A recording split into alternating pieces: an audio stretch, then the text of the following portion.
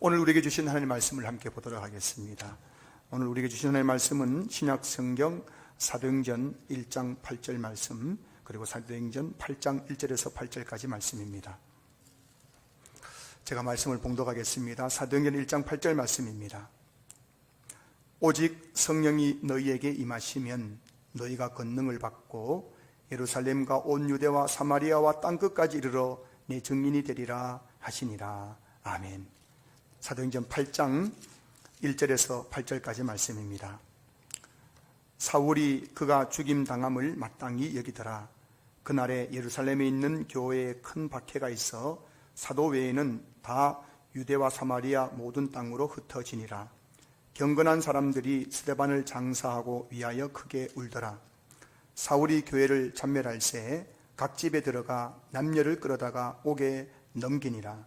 그 흩어진 사람들이 두루다니며 복음의 말씀을 전할새 빌립이 사마리아 성에 내려가 그리스도를 백성에게 전파하니 무리가 빌립의 말도 듣고 행하는 표적도 보고 한 마음으로 그가 하는 말을 따르더라. 많은 사람에게 붙었던 더러운 귀신들이 크게 소리 지르며 나가고 또 많은 중풍병자와 못 걷는 사람이 나으니 그 성에 큰 기쁨이 있더라. 아멘. 할렐루야, 할렐루야. 하나님 살아계신 줄로 믿습니다. 우리 예수님도 부활하시고 승천하셔서 보좌 우편에 앉으셔서 지금 우리의 삶을 통치하고 계신 줄로 믿습니다.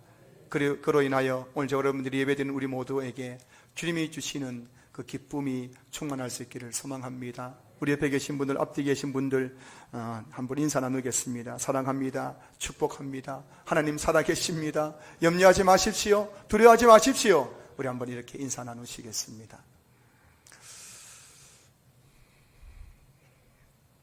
오늘은 내 증인이 되리라 하는 제목을 함께 말씀을 나누겠습니다. 예수님께서 승천하시기 전 마지막으로 제자들에게 남기신 말씀은 사도행전 1장 8절 말씀입니다. 오직 성령이 너희에게 임하시면 너희가 권능을 받고 예루살렘과 온 유대와 사마리아와 땅끝까지 이르러 내 증인이 되리라. 이 말씀을 하시고 예수님께서 제자들이 보는 앞에서 하늘로 올라가셨습니다. 그래서 사도행전 1장 9절 말씀 보시면은 이 말씀을 마치시고 그들이 보는데 올려져 가시니라고 되어 있어요. 사도행전은 어떤 책이냐? 사도행전은 예수님께서 제자들에게 마지막으로 남기신 사도행전 1장 8절 말씀이 어떻게 성취되어 가는지를 기록해 놓은 책이 바로 사도행전이에요. 사도행전에서 가장 중요한 말씀은 바로 사도행전 1장 8절 말씀입니다.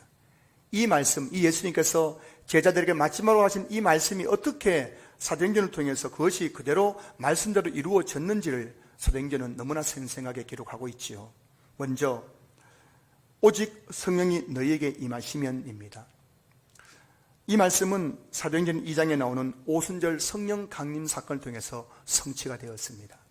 예수님께서 예수님의 말씀을 듣고 오순절 날에 마가의 다락방에서 120명의 제자들이 성령 강림을 사모하면서 간절히 기도하고 있을 때 하늘로부터 호련히 급하고 강한 바람 같은 소리가 있고 마치 불의 혀처럼 갈라지는 것들이 그곳에 있는 각 사람 머리 위에 임하게 됩니다. 이것이 바로 오순절 성령 강림 사건, 그리고 1장 8절에서 오직 성령이 너에게 임하시면이라는 이 예수님의 말씀이 성취되는 사건이었습니다.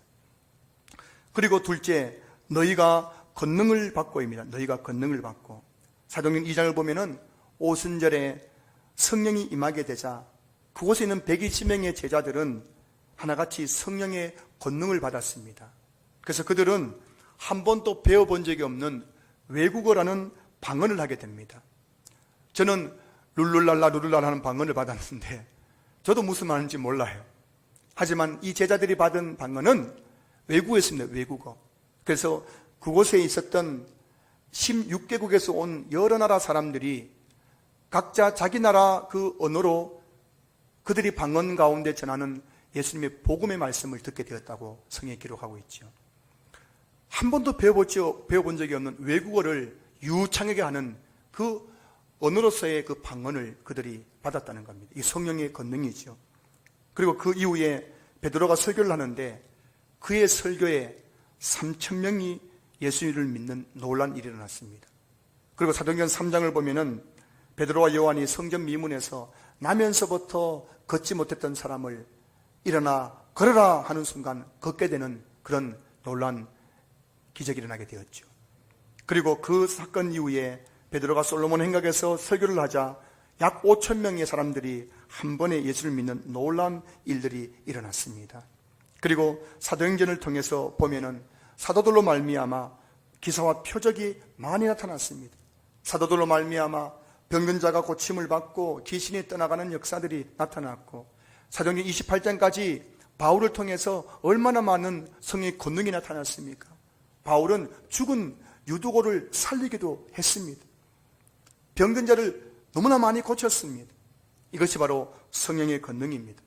그런데 여러분, 오늘 사도행전을 보시면은 사도들에게만 권능이 나타난 것이 아닙니다. 사도행전 6장을 보면은 초대교회 7 집사 중에 한 명이었던 스데반 집사님도 은혜와 권능이 충만하여 큰 기사와 표적을 민간에 많이 행했다라고 사도행전 6장에 나옵니다. 그리고 오늘 본문 보시면은, 오늘 본문 6절 보시면은 빌립 집사님도 표적을 행했습니다.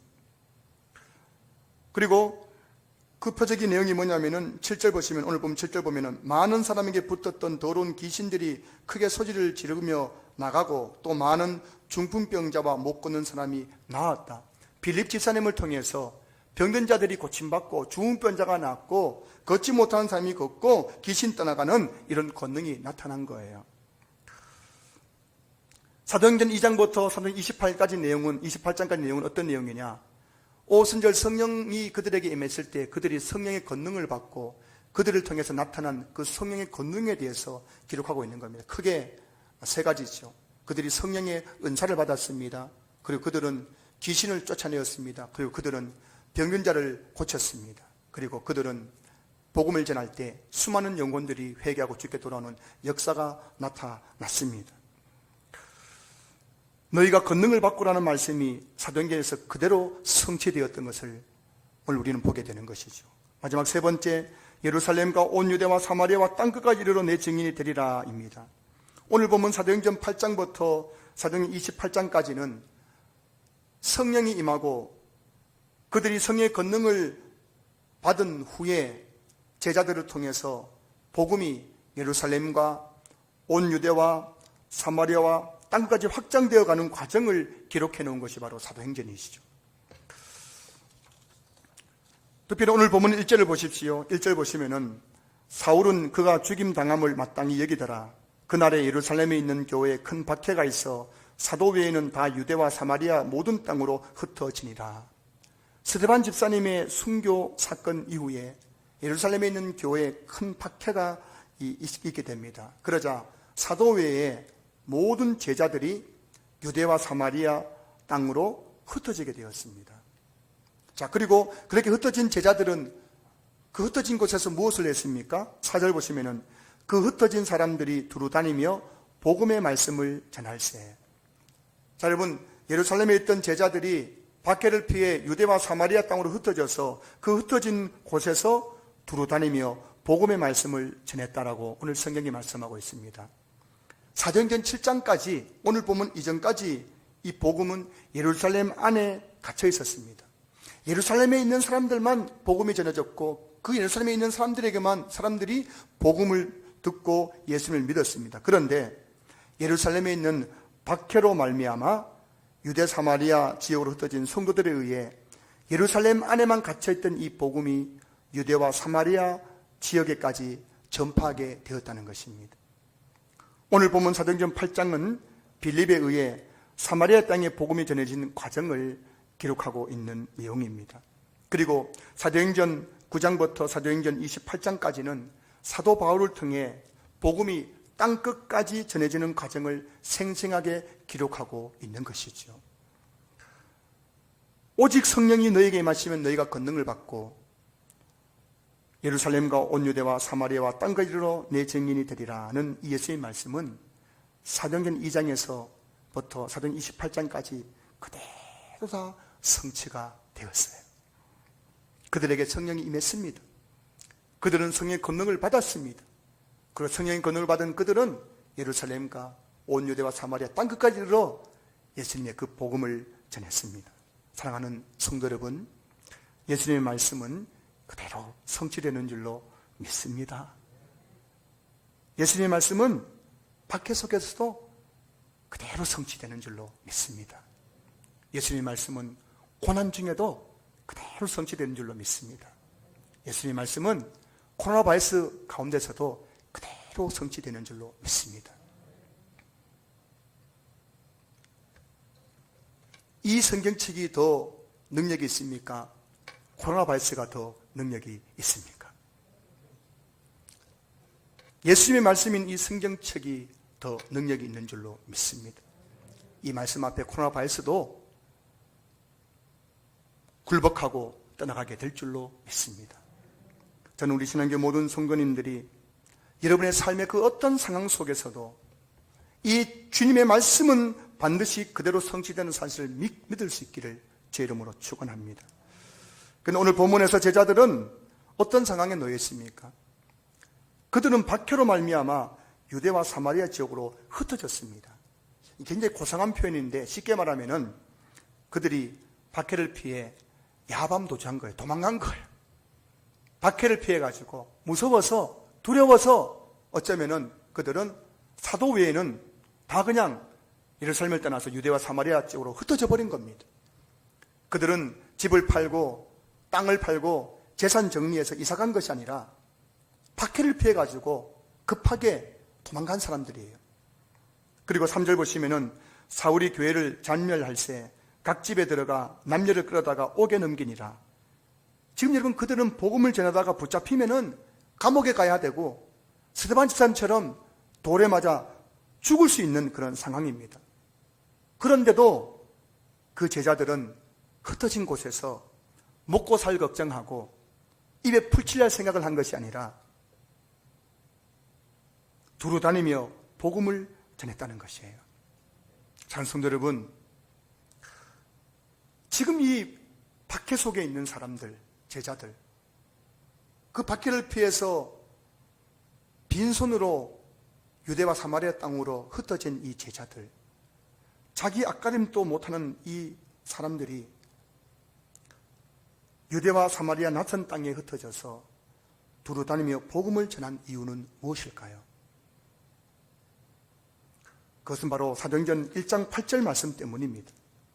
사도행전 1장 8절, 오직 성령이 너에게 마시면 너희가 권능을 받고 예루살렘과 온 유대와 사마리아 땅끝까지 이르러 내 증인이 되리라. 여기서 이 증인이 되리라는 말씀은 명령형이고 미래 명령형입니다. 이 말은 다시 하면 예수님은 제자들에게 내 증인이 되라고 명령하신 거예요. 명령. 자, 여러분, 예수님의 명령을 다른 말로 하면 그것을 우리에게는 사명이 된 거예요. 사명. 예수님께서 우리에게 명령하시면 그것은 우리 편에서는 그것이 뭐라고요? 사명이 되는 거예요. 부활하시고 승천 십자가에 죽으시고 부활하신 예수님은 승천하시기 전에 자신의 사랑하는 제자들에게 내가 너희들을 부자로 만들어주겠다. 할렐루야. 할렐루야. 그렇게 말하지 않았습니다. 내가 너희들을 반드시 성공시켜주겠다. 할렐루야. 그런 말 하신 거 아니에요. 내가 너희들에게 멋진 미래를 보장해 주겠다. 할렐루야. 그런 말씀한 게 아니란 말씀이에요. 예수님이 자기를 3년 동안 따랐던 그 제자들에게 남기신 마지막 말씀은 내 증인이 되라는 사명이었어요. 여기서 이 증인이라는 헬라어가 마르티스라는 단어인데, 이 마르티스는 사도행전에서 두 가지 의미로 쓰입니다. 하나는 증인이라는 뜻이고 하나는 순교자라는 뜻이에요. 그런 의미를 가지고 오늘 사도행전 1장 8절에서 내 증인이 되리라는 말씀을 우리가 해석하면은 이 말씀 속에는 너희가 내 증인으로 복음을 전할 뿐만 아니라 복음을 전하다가 순교자가 될 수 있다라는 의미도 내포되어 있는 거예요. 무서운 말씀 아닙니까? 두려운 말씀 아닙니까? 내 증인이 되라는 말씀까지는 받아들일 수 있잖아요. 우리도 뭐 전도도 하잖아요. 단기 선교도 나가기도 하잖아요. 거기까지는 우리가 받아들일 수 있습니다. 그런데 복음 전하다가 순교자가 되라. 그 말씀을 여러분들 가슴에 손을 얹고 그것을 나에게 주시는 말씀으로 아멘 하실 수 있겠습니까? 지금 우리는 코로나 바이러스 때문에 주일 예배도 드리는 것이 힘든 상황이에요. 한국교회 딱 잘라 반, 교회마다 반 정도 지금 다 교회를 2년째 떠나 있다고 합니다. 그런 성도들에게 내 증인이 되라, 복음을 전할 뿐만 아니라 그 복음 위에서 죽으라 하고 말한다면 과연 한국교회 주일 예배 몇 명이나 남아있을까 생각해 봅니다. 하지만 예수님의 말씀을 받은 제자들은 실제적으로 복음을 전하다가 복음을 전하는 증인이 되었을 뿐만 아니라 복음을 전하다가 순교자가 되었습니다. 사도행전 6장, 7장에서 스데반 집사님은 복음을 전하다가 돌에 맞아 순교자가 되었어요. 사도행전 12장에서 예수님의 제자 야고보는 복음을 전하다 칼에 맞아 순교자가 되었습니다. 그들은 증인이었습니다. 마르티스, 복음을 전할 뿐만 아니라 마르티스, 복음을 전하다가 순교자가 되었습니다. 오늘 예수님은 저와 여러분에게도 질문하고 계십니다. 너는 내 복음의 증인이 될 수 있느냐? 그리고 너는 내 복음을 위하여 순교자가 될 수 있느냐? 질문하십니다. 사도행전에서 제자라는 이 단어는 예수님의 12제자를 가리키는 것이 아니라 사도행전에 나오는 이 제자라는 의미는 예수님을 믿고 세례받은 사람은 다 예수님의 제자라고 표현되어 있는 거예요. 사도행전 6장 7절 말씀 보시면은 하나님의 말씀이 점점 왕성하여 예루살렘에 있는 제자의 수가 더 심히 많아지고, 여기에 나오는 그 제자의 수가 더 심히 많아지고, 이 제자는 예수님을 믿고 세례받은 사람들을 가리키는 거예요. 그런 점에서 오늘 이곳에 있는 저와 여러분들은 다 예수님의 제자입니다. 보세요, 여러분. 다 여기 계신 분들, 세례받으신 분들이요, 다 예수님의 제자들입니다. 나는 교회 다닌 지 얼마 되지 않았다고요? 그래도 여러분은 예수님의 제자입니다. 나는 제자 훈련 받아본 적 없는데요, 성경 공부 해본 적 없는데, 그래도 여러분들은 예수님의 제자입니다. 나는 직분자도 아닌데요, 그래도 여러분들은 예수님의 제자입니다. 그래서 오늘 본문 사도행 1장 8절 말씀, 오직 성령이 너에게 임하면 너희가 권능을 받고 예루살렘과 온 유대와 사마리아 땅끝까지 이르러 내 증인이 되리라. 이 말씀은 오늘 저와 여러분들에게 주시는 말씀인 거예요. 남의 이야기가 아닌 거예요. 2000년 전에 있는 제자들에게 주신 말씀이 아니라 오늘날의 제자인 저와 여러분에게 주시는 예수님의 사명인 줄로 믿습니다. 오늘 예수님은 저와 여러분들에게 땅끝까지 이르러 내 증인이 되라고 말씀하시고 그것이 너희들의 사명이라고 말씀하시는데 그 말씀이 오늘 여러분들 마음속에 와닿아지는지 모르겠습니다. 여러분의 인생의 가장 본질적인 사명은 내 증인이 되라는 이 복음의 사명이라는 것을 여러분들이 그것을 마음으로 수용할 수 있는지 모르겠어요. 오늘 본문을 보십시오. 유대와 사마리아에 흩어진 제자들은 박해 속에서도 복음을 전했습니다. 왜냐하면 그들은 내가 누군지 알았기 때문이에요. 자, 여러분은 누구십니까? 여러분 도대체 누구십니까? 이 제자들은 내가 누군지 알았어요. 나는 제자입니다. 나는 사명자입니다. 나는 복음을 위해 부름받은 마르티스, 그 복음 전에다가 마르티스, 순교자가 되어야 될 사람이라고 그들은 알고 있었기 때문에 그들은 복음을 위해 살고 복음을 위해서 죽을 수도 있었던 것이죠. 이 제자들에게 있어서 인생에 살아가는 목적은 부자가 되는 것, 성공하는 것, 내 꿈을 이루는 것이 아니었습니다. 여러분 교회에 나오셔서 이곳에서 주여 나를 성공하게 해주시옵소서, 주여 나를 부자로 만들어 주시옵소서, 주여 내 마음에 가득한 꿈을 이루어 주시옵소서, 그것은 하나님께서 절대 원하는 기도가 아니라는 것을 여러분 아셔야 됩니다. 그들에게 있어서 인생의 제일 되는 목적은 예수님께서 맡기신 사명을 감당하는 것이었어요. 그래서 그들은 사도행 1장 8절 말씀에 받았던 그들은 그 120명은 하나같이 사도행전을 보면은 초대 교회사를 보면 그들은 하나같이 복음을 전하다가 순교자의 길을 걸어갔던 사람들입니다. 사랑하는 성도 여러분, 21세기 포스트 모더니즘 시대에 저와 여러분들이 그리스도인으로 살아간다는 것은 무엇을 의미하는 것일까요? 제가 이 설교를 오늘 다 준비해 놓고도 제 이 마음에 지금 이런 생각이 들어요. 과연 이 말이 지금 오늘 여기 앉은 우리 성도들에게 정말 이게 지금 받아들여질 수 있는 말씀인가? 코로나 바이러스 때문에 먹고 살게도 지금 허덕이고 있는 성도들에게 지금 이게 정말 이 말씀이 정말 받아들일 수 있는 말씀인가? 저는 기도했습니다. 하나님, 성령님 도와주십시오. 오늘 너무나 생경스럽고 현실성이 없고 진부한 말처럼 들리는 이 말씀이 우리 성도들의 가슴에 비수처럼 꽂히게 해주시옵소서. 그 영혼을 울리게 해주시옵소서. 기도하고 이 말씀을 전합니다. 2021년 오늘 대한민국이라는 물질 문명 속에서 수도권에서 아파트 한 채 5년 전에 사지 못한 것 때문에 가슴을 치며 잠을 자지 못하는 사람들이 그렇게 많은 이 세상 속에서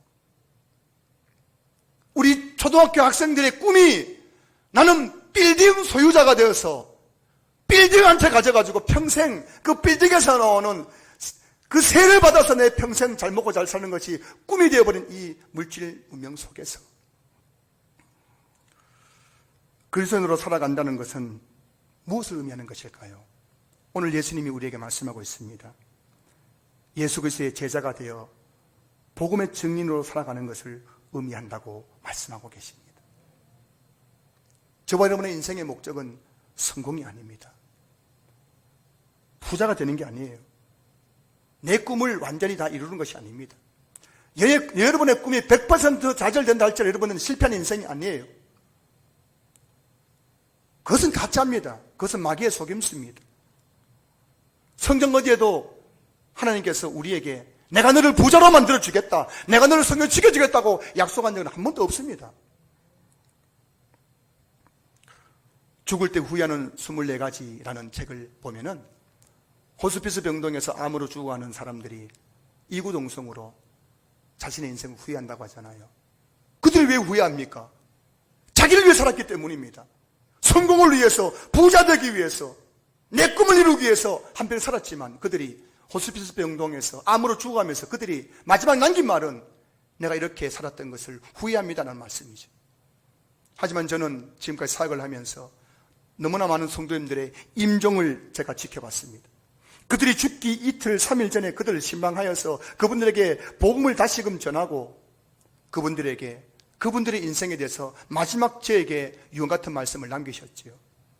정말 그 교회에서 누가 보더라도 정말 저분은 그리스도인이다.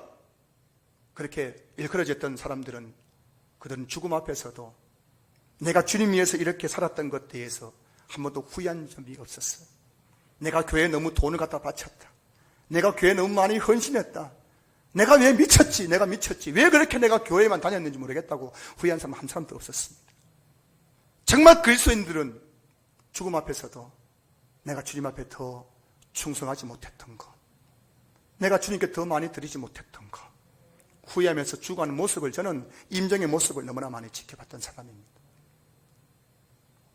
저와 여러분의 인생의 본질은 마르티스가 되는 거예요. 마르티스. 복음 위에 살다가 그 복음 위에 죽는 것이 우리 인생의 목적이란 것을 오늘 예수님께서 말씀해 주고 계십니다. 어떤 사람은 물에 빠진 사람 구하다가 물에 빠져 죽었습니다. 어떤 사람은 불길 속에 휩싸여 있는 사람 구하다가 불 속에서 죽었습니다. 어떤 사람은 나라를 구한다고 나라를 위해서 죽기도 했습니다. 그러나 그리스도인은 오직 한 분, 나의 구원자 예수 그리스도를 위하여 그분이 내게 맡기신 복음의 사명을 감당하기 위해서 자기의 목숨을 아낌없이 내어드리는 사람들인 거예요. 이게 그리스도인입니다. 그리스도인. 1866년 9월 5일 영국 웨일즈 출신 토마스 선교사는 이 어둠에 가득하고 우상에 가득한 이 조선 땅에 복음을 전하기 위해 상선 제러널 셔먼을 타고 조선 땅에 왔다가 대동강변에서 조선 수군 박충관에 의해 목이 잘려서 참수를 당하고 순교했습니다. 그때 그의 나이 27세였습니다. 그로부터 90년이 흐른 1956년 미국의 명문 히튼 대학을 수석으로 졸업한 짐 엘리엇 선교사는 남미 에콰도르에서 마지막 식인 부족인 아우카 부족에게 복음을 전하러 갔다가 3일 만에 창에 맞아 시체로 발견되었습니다. 그때 그의 나이 28세였습니다. 그의 사망 소식이 전해지자 미국에서 가장 권위 있는 일간지인 타임지는 그 짐 엘리엇의 사건을 10페이지 분량의 기사로 다루었는데 그 기사 제목이 이것이 무슨 낭비인가 였습니다. 이것이 무슨 낭비인가. 명문대학을 수석으로 졸업하고 출세가 보장한 그 모든 인생의 성공을 뒤로하고 28세 청년이 식인종에게 복음 전하러 갔다가 3일 만에 죽은 것을 두고 세상 사람들은 낭비라고 그들은 비난했습니다. 이것이 무슨 낭비인가. 사랑하는 성도 여러분, 27세 토마스 선교사가 조선 땅에 복음을 전하러 왔다가 대동강변에서 참수당하고 죽은 것은 낭비입니까? 28세 청년 짐 엘리엇이 수석 졸업이라는 그 성공을 뒤로하고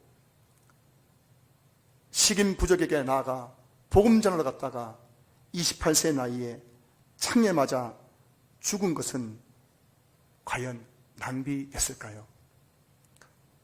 코로나 바이러스 시대에 정부의 행정명령으로 교회가 폐쇄되고 있는 이 시대에 수많은 사람들이 교회를 비난하는 이 시대에 저와 여러분들이 예수 그리스도의 피 묻은 복음을 위해서 내 시간을 드리고 내 물질을 드리고 내 삶을 드리고 이렇게 주일 예배에 나와서 예배 드리는 것은 과연 낭비인 것입니까?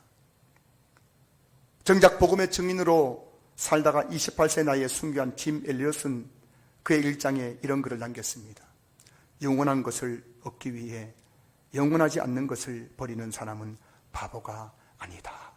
여러분, 하나님의 바보가 되시기 바랍니다.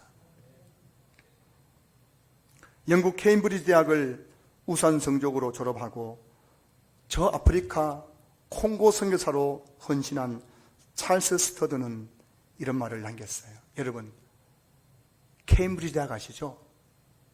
서울대보다 훨씬 좋은 케임브리지 대학. 우등생으로 졸업했습니다. 출세가 보장되었습니다. 하지만 그는 평생 듣도 보도 못한 콩고라는 그 작은 나라에 가서 복음을 전했어요. 그가 자신의 삶을 온전히 주께 드린 후에 이런 고백을 한 겁니다. 만일 그리스도께서 참으로 하나님의 아들이시고 그분이 나를 위해 죽으신 것이 사실이라면 내가 그분께 드리는 어떤 희생도 결코 크다고 말할 수 없을 것이다. 만약 그리스도께서 참으로 하나님의 아들이시고 그분이 여러분을 위해서 죽으신 것이 사실이라면 여러분이 그분께 드리는 어떤 헌신도 희생도 결코 크다고 말할 수 없을 것입니다. 복음의 무한한 가치를 드러내기 위해서 저와 여러분들이 이 땅을 살아가면서 어떤 헌신을 하더라도 어떤 희생을 하더라도 그것은 결코 낭비가 될 수 없을 것입니다. 예수님은 저와 여러분에게 땅끝까지 이르러 내 증인이 되라고 말씀하셨습니다. 그렇다면 저와 여러분에게 땅끝은 어디일까요? 자, 여러분, 지구는 둥굽니다. 내가 서 있는 그 자리에서 지구를 한 바퀴 돌면은 바로 내가 서 있는 그 자리에 도착하게 됩니다. 무슨 말씀입니까? 저와 여러분에게 있어서 땅끝은 바로 내가 서 있는 그 자리란 것입니다. 오늘 우리의 땅끝은 저 아프리카가 아닙니다. 저 동남아가 아닙니다. 저 중동이 아닙니다. 저와 여러분에게 있어서 땅끝은 바로 내가 서 있는 바로 그 자리. 그 자리가 바로 땅끝인 거예요. 예수님은 저와 여러분이 서 있는 그 자리, 그 땅끝에서 내 증인이 되라. 너희들이 순교자가 되라고 말씀하시는 것입니다. 여러분 한번 생각해 보십시오. 왜 하나님께서 저와 여러분을 먼저 구원해 주셨을까요? 저와 여러분들이 남들보다 더 잘났기 때문입니까? 저와 여러분이 남들보다 더 똑똑하기 때문입니까? 더 의롭기 때문입니까? 더 장애성이 있기 때문입니까? 왜 그 많은 형제들 중에서, 왜 그 많은 사람들 중에서 나를 먼저 예수 믿게 하셨던 것일까요? 사도행전 16장 31절 말씀, 주 예수를 믿으라. 그리하면 너와 내 집이 구원을 받으리라. 하나님은 저와 여러분을 통해서 내 집이 구원받게 하시려고 저와 여러분을 먼저 구원해 주신 것입니다. 여러분이 먼저 구원받은 이유는 단 한 가지예요. 믿지 않는 가정에서 여러분이 먼저 구원받은 이유는 단 한 가지입니다. 여러분을 통해서 여러분의 집이 구원받게 하시기 위해서 여러분을 먼저 구원해 주신 겁니다.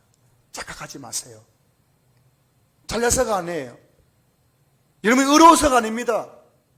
주님이 여러분을 구원하신 목적은 아직도 예수 믿지 않고 지옥을 향해 달려가고 있는 여러분들의 가족들, 부모, 형제들 구원하라고 여러분 먼저 구원해 주신 것이에요.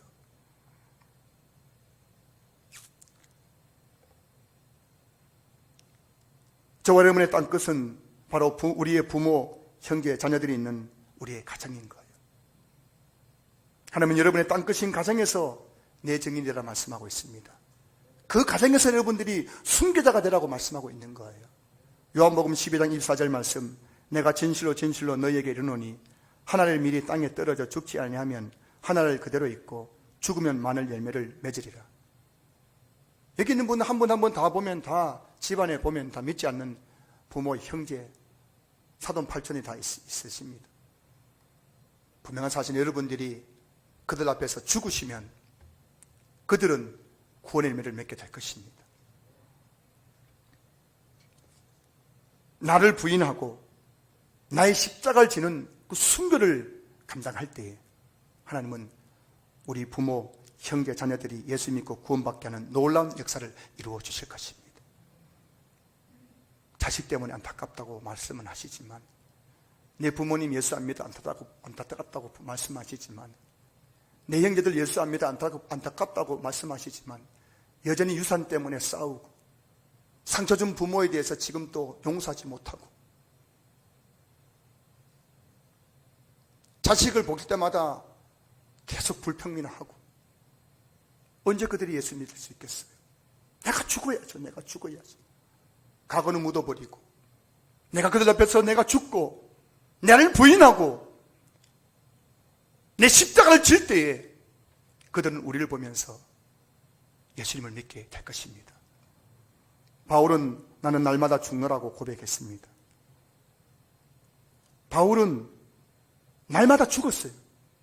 자기를 박해하는 사람들, 자기를 모함하는 사람들, 비난하는 사람들, 그들 앞에서도 철저하게 죽었습니다.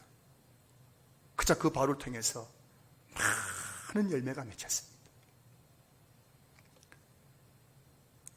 예수님께서 우리에게 성령을 보내시고 성령의 권능을 주신 것은 복음의 증인으로 살게 하기 위해서입니다. 여러분, 성령의 은사를 주시고 성령의 권능을 주시는 것은 여러분 그거 가지고 멋지게 한번 성공하고 부자 되고 내 꿈을 이루게 해주신 것이 아니라, 성령의 권능을 주신 이유는 그 성령의 권능으로 복음의 증인으로 살라고 우리에게 그런 권능을 주신 거예요. 다르게 말하면, 만약 여러분이 서 있는 그 땅끝에서 복음의 증인으로 살아갈 때 여러분의 삶에는 사도행전에 나오는 성령의 권능이 나타나게 될 것입니다. 여러분들이 가정에서 복음의 증인으로 여러분들이 살아간다면 여러분의 가정에 성령의 권능이 나타나서 병든 가족이 병에서 고침받고 귀신이 떠나가고 기적이 일어나는 역사가 나타날 것입니다. 신앙교회 모든 성도들이 이 머무는 곳들마다 이런 성령의 권능이 나타날 수 있기를 주님의 이름으로 축원합니다. 말씀을 마무리합니다. 오늘 본문을 보시면 초대교회 성도들에게 박해가 있었습니다. 그리고 오늘 우리에게도 박해가 있습니다. 어떤 분들에게는 건강이 박해일 수 있고, 어떤 분들은 경제적인 문제 때문에, 어떤 분들은 가정과 직장과 사업장의 문제 때문에, 어떤 분들은 자녀들의 문제 때문에 박해일 수 있을 거예요. 박해를 받을 수 있을 것입니다. 그리고 오늘 우리는 코로나 바이러스라는 박해 속에서 살아가고 있습니다. 코로나 바이러스 때문에 교회가 박해를 당하고 있고, 문을 닫고 있고, 경제적인 어려움을 당하고 있고, 자영업자들이 무너지고 있고, 이런 박해 속에 있습니다. 하지만 저 여러분들이 이 땅을 살아가면서 나를 둘러싼 밖에만 바라보지 마십시오. 그 밖에 속에서 오늘 본문에 나오는 제자들처럼 나는 누구인가를 생각하시기 바랍니다. 나는 누구인가? 그들이 밖에 속에서도 두루다니며 복음을 전할 수 있었던 이유는 내가 누구인지 알았기 때문이에요. 나는 제자입니다. 나는 사명자예요. 나는 마르티스, 복음을 전하다가 복음 위에 죽을 수 있는 사람입니다. 이 정체성이 밖에 속에서도 그들을 하여금 복음을 전하게 하는 원동력이 되었던 것입니다. 여러분은 제자입니다. 여러분은 사명자인 것. 저와 여러분이 인생의 제일 되는 목적은 복음의 증인으로 살아가는 것입니다. 이곳에 계신 우리 모든 성도님들이 내가 서 있는 그 땅 끝에서 복음의 증인으로 끝까지 살아드릴 수 있기를 주님의 이름으로 축복합니다. 축복합니다. 축복합니다.